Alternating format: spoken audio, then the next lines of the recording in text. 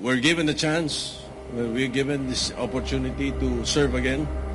And kami lumalahok upang makatulong doon sa tingin namin na mga bagay na may mga pangangailangan sa ating bansa.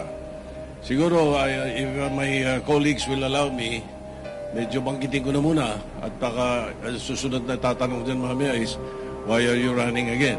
So, there are many reasons and many factors. Number one is I think the bill that I filed before that has not been acted upon should be pushed through. And that is the right sizing of government. 60+% of the budget of government every year, more than 6 trillion, goes to personal services.